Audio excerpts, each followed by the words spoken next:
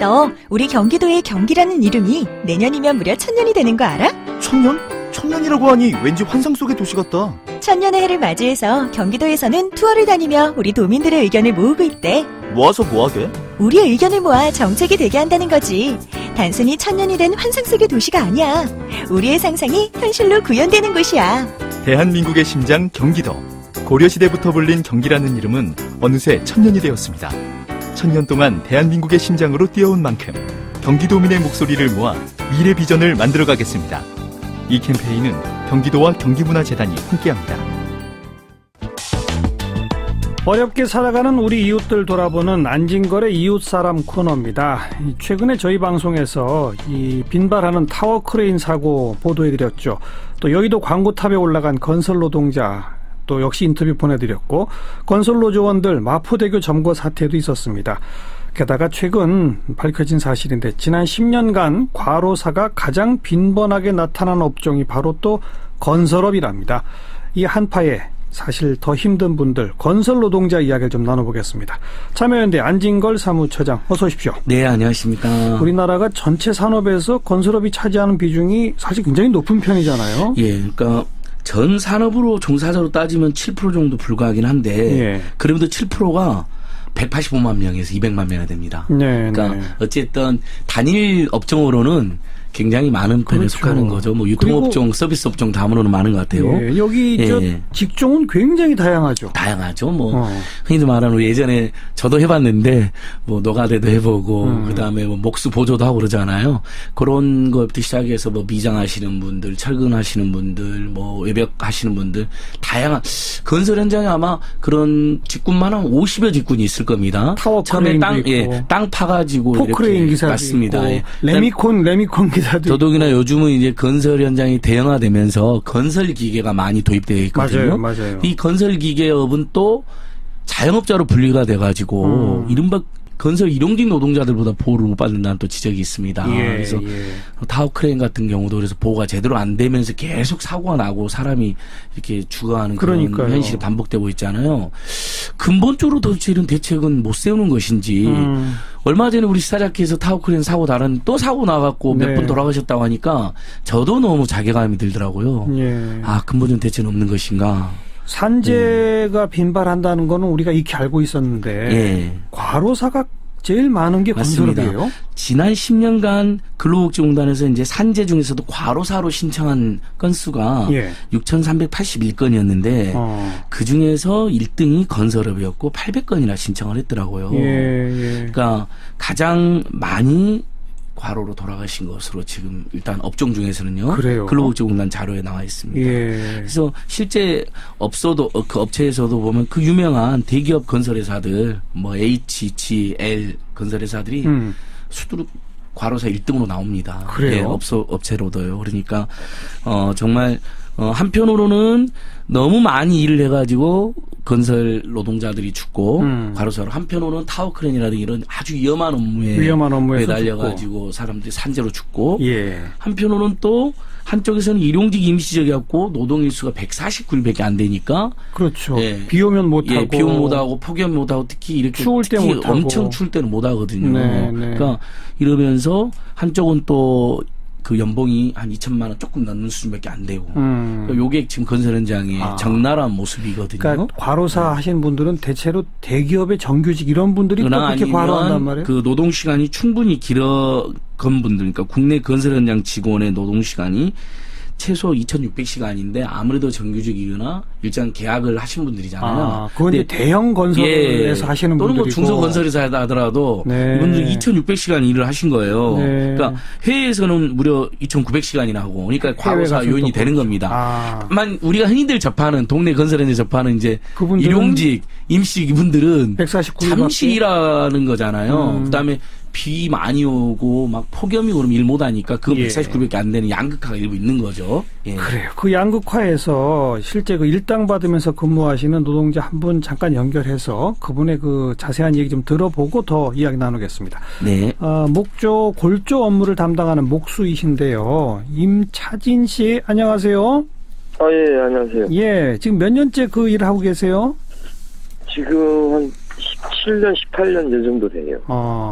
목수도 처음에는 보조부터 시작하셨겠네, 그죠? 그죠. 그 자재 나르고 데모더라고 그러죠. 예. 자재 날라주고 뭐 하는 그런 것부터 시작해서 몇 년쯤 돼야 정식 목수가 되는 겁니까? 요즘은 뭐 좀 틀린데요. 예. 옛날에는 최소한 5년, 6년 이상 좀 해야지 이제 일을 좀 치고 나가죠. 그렇게 되면 일당도 큰 차이가 있죠. 맨 초반에 한 5, 6년 동안은 일당은 어느 정도나 받게 되는 거예요? 지금은 많이 올랐습니다. 지금은 한 최소한 13만 원, 14만 원 이렇게 받고요. 보조가 그렇고. 예. 경력이 좀 된 한 10년 이상 되시는 분들은 목수 일당이 얼마가 되는 겁니까? 지금 올해 건설 노조에서 예. 임금 협상을 해가지고 예. 지금 19만 5천 원으로 올랐어요. 19만 5천 원. 예. 네. 그런데 정작 일할 수 있는 날은 별로 없다면서요? 제가 지금 겨울 돼서 어제 오늘 뭐 이번 주 날씨 춥고 해가지고요. 예. 그 12월 들어서 지금 5일 5공수밖에 못했어요. 그걸 공수라고 부릅니까? 예. 12월 오늘이 13일인데 닷새밖에 일을 못하셨다. 예. 그래서 전체 통계를 보니까 1년에 평균 149일을 일하신 게 되더라고요. 절반이 안 되더라고요. 그렇죠. 날 추워서 못하고, 날 더우면 못하고, 비 와서 못하고. 예. 현장 옮기면 길 때는 한 달 이상 쉬어야 되고. 아하. 예. 그러면 지금 일당 19만 5천 원 받는 버젓한 목수시라 하더라도 149일을 합해봐야 한 200만 원 조금 넘는 그 정도네요. 월급으로 치면. 그렇죠. 잘 벌 때는 한 달에 메뚜기도 한 철이라고요. 네. 가을 봄 요때. 예. 바짝 하면은 한 4,500 벌다가. 예. 말씀처럼 겨울 되고 이러면 이제 200만 원도 못 갖다고. 그렇죠. 예. 그것처럼 계절마다 수입이 왔다 갔다 그러면 이 적금처럼 계획적으로 뭔가 생활하기가 어려우시겠어요? 그렇죠. 그게 제일 힘들죠. 네. 보통 하루에 일하시는 게 현장에 나가면 어떻게 됩니까? 새벽 일찍 시작하시죠? 보통 6시 전후로 해서 현장 가서요. 예. 밥 먹고 준비하고 해가지고. 예. 아침 체조하고 이렇게 하거든요. 예. 그래서 이제 7시부터 일을 시작하죠. 요즘은 이제 날이 좀 어두우니까. 그렇죠. 예, 한 7시 한 20분 예. 그래서 중간에 잠깐 점심 드시고 몇 시까지 합니까? 해 떨어질 때까지 보통 하시죠? 옛날에는 못대가리 안 올 때까지 했는데요. 예. 요즘은 그래도 한 5시 정도. 예. 겨울에는 5시면 벌써 해가 지기 시작하죠. 예. 네. 예. 그리고 작업 중에 위험, 우리 임차진 씨도 아찔한 순간들 많이 겪으셨을 것 같아요. 돌아보면 예전에 한 15년 전만 하더라도. 네. 난간대 이런 게 없었어요. 아파트 현장에 10몇 층에서도요. 아예 그 안전장치가 없어요? 예. 허허. 베란다에서 자재를 올리는데. 예. 그야말로 이제 따깍따깍 하면서 자재를 올렸어요. 근데 워낙 힘드니까. 예. 이 밑에 난간대 있는지 없는지 그것도 신경 쓰이지가 않죠. 일이 힘드니까. 예. 그러다가 까딱하면 떨어져 죽는데 돌아오면 이제 참 아찔아찔하죠. 요즘은 그래도 좀 나아졌습니까? 요즘은 시설 면에서는 좀 많이 좀 엄격해져 가는데요. 예. 근데 일 자체가 우리 노동자분 그나마 이제 돈 내기라고. 예. 돈 내기를 안 하니까 그나마 좀 덜한데. 돈 내기가 뭐예요? 팀마다 이제 오야지들한테 예. 평당 얼마, 해배당 얼마 이렇게 물량으로 줘가지고 예. 그걸 맞춰 먹으라고 하는 거예요. 근데 그걸 맞춰 먹으려면 오야지도 남겨야 되고 팀장도 남겨야 되니까 주라고 하는 거죠. 그러니까 그때는 이제 안전이고 뭐고 다 필요 없는. 안전시설 같은 데에다 돈 안 쓰고. 예. 그러다가 과로사 하시는 분들도 많다면서요. 일 될 때는 막 죽으라고 하다 보면. 예. 한 4년 전인가 그때 옛날에 삼성전자. 예. 기흥 쪽에 공장에서 거긴 야근도 하고 했었어요. 밤에도 건설을 해요?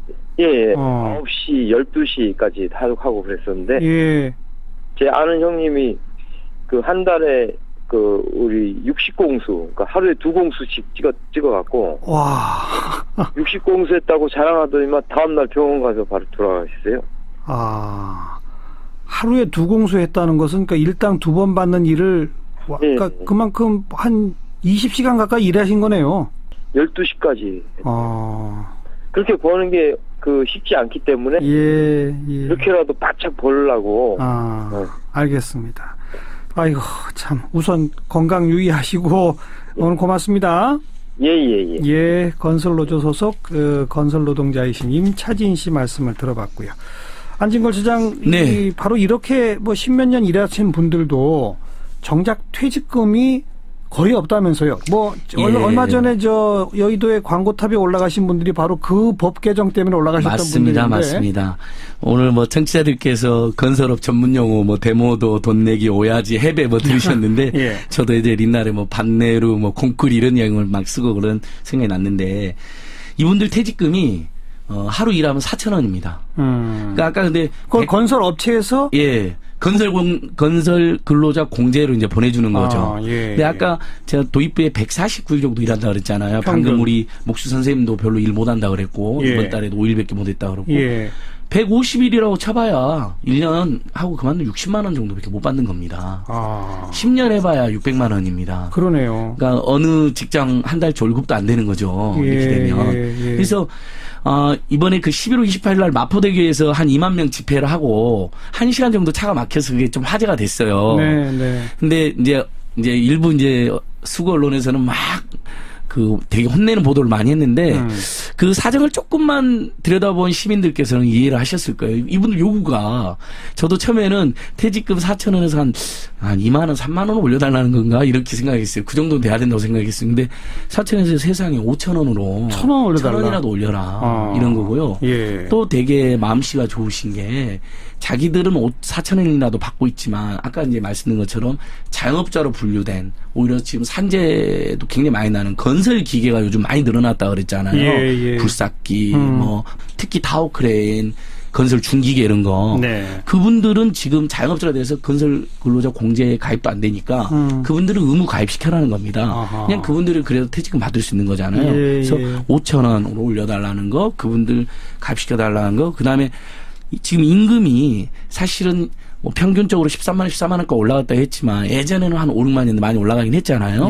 그런데도 불구하고 이 건설 현장은 아시다시피 발주차가 있고 그다음에 건설사가 있고 그다음에 하도급, 재하도급을 많이 하잖아요. 재하도급까지 심지어는 갑니다. 오야지 팀장까지 내려오는 거 아닙니까? 조금 그러다 보면 돈 내기라고 하는 게 그거죠. 임금을 다 못 받는 경우가 많아요. 그래서 건설사에서 직접 줘라 이겁니다. 발주처에서 직접 주던지 임금부터 그러니까 직접 주고 임금부터 먼저 주고 원청업체가 가장 힘든 분들이니까 이분들이 이런 거 요구한 거거든요. 그러니까 차가 막히면 짜증도 나죠. 저도 그 마음 이해되지만 이런 절박한 요구가 있었구나 하는 또 연대의 마음은 필요한 것 같긴 하더라고요. 네.